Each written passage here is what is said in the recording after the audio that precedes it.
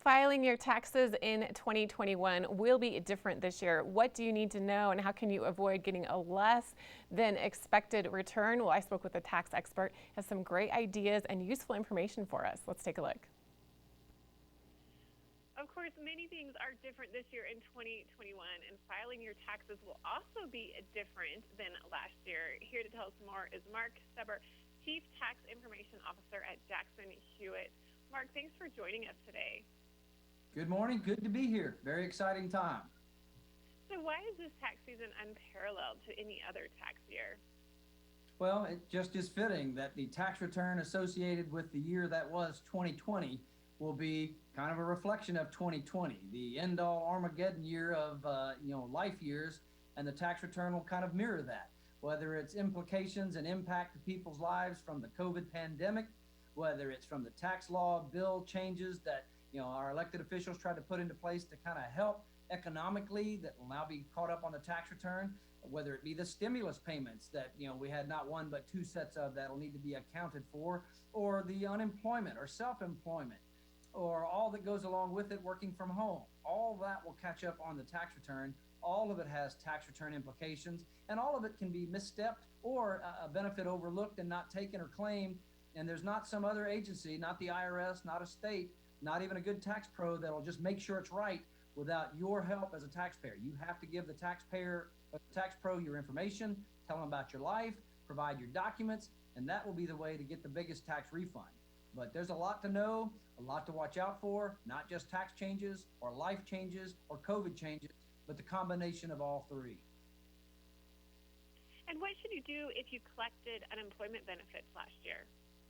Well, one of the biggest changes we saw during the year was that peak of unemployment at nearly 60 million people filing for unemployment benefits.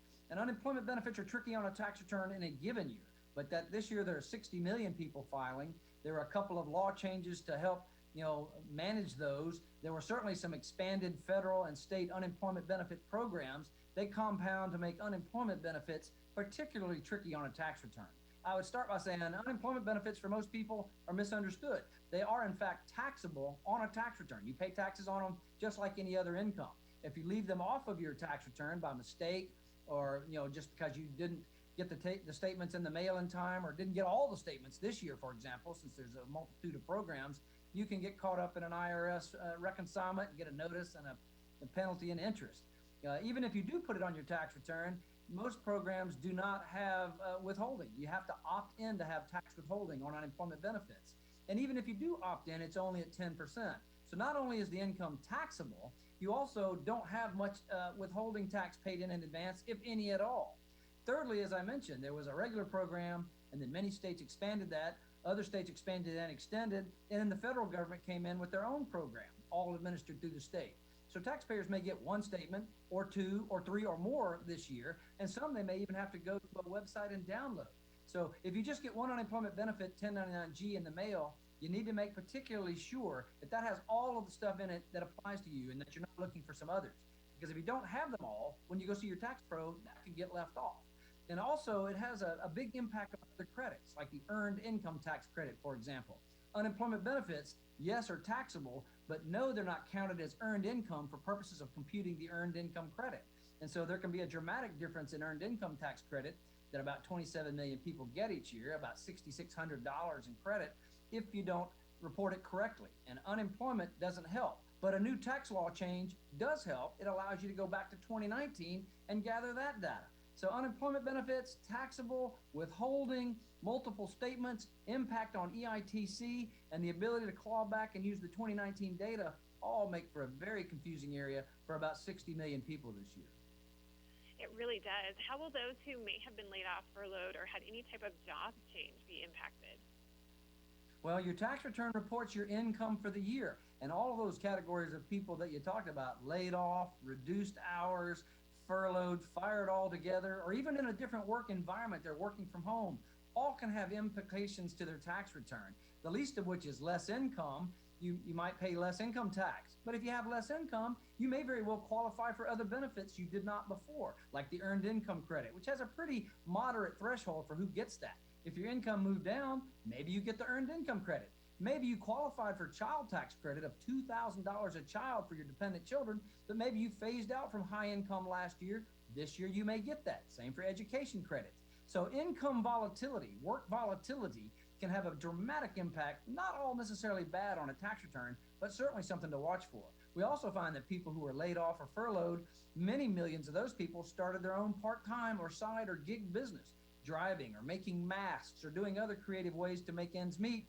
That can make them a self-employed taxpayer, which creates a whole new environment of tax considerations and benefits and opportunities and ways to reduce your income tax. So anybody who had an income or an employment change or a location change even should be particularly careful with their taxes this year and use somebody who knows what they're doing. And are stimulus and EIPs considered taxable income? Great question. I had this earlier. I've had it several times. A lot of people are under the mistaken notion that the economic impact payments, both the first one or the second one, are taxable. They simply are not. Unemployment benefits, people think they're not taxable, and they are. But these economic impact payments, the stimulus payments, the stimmies, not taxable. But having said that, and this is where the confusion's created, they are reportable on your tax return if you did not get all of your money. If you did not get all of your money from the first payment plan or even the second payment plan yet, and some of those are still coming out, and more importantly, if you had a life change, like a baby that was born or adopted or fostered in 2020, you can get more money, but you have to report it on your tax return through a pretty complicated schedule. So if you're not 100% confident you got all the stimulus money that you were due and you understand the clawback rules for I-10 holders or the new dependent rules, if you had a dependent, then you need to report that on your tax return and get the balance that is due you. Leave it off, it will stay. And where can we get more information about everything we've talked about today? Well, this information and more is at our wonderful website, www.jacksonhewitt.com. There are frequently asked questions, there's checklists, there's videos, there's a host of information on stimulus payments and all the rest, including the new tax law change and the new second round of EIP payments. If you haven't got all your money, there's some clarification there on what you need to do and what might be happening to your payments. A lot of information at jacksonhewitt.com, but the best part about that website, there's a simple place you put your zip code in, all the offices near you, located near you, show up. You can schedule an appointment. You can find the location and walk in. You can schedule a drop-off to just drop off your envelope so you don't have to go out and have risk of the COVID. Or you can set up a MyJH account and do it all virtual from your home. So the jacksonhewitt.com, great website to get started for whatever level of tax prep you need or help or questions you might have. Thank you so much, Mark, for joining us today and giving us this important information about our taxes in 2021. Thank you, Christine. Have a wonderful day and good luck on your taxes. Get them filed, get that refund.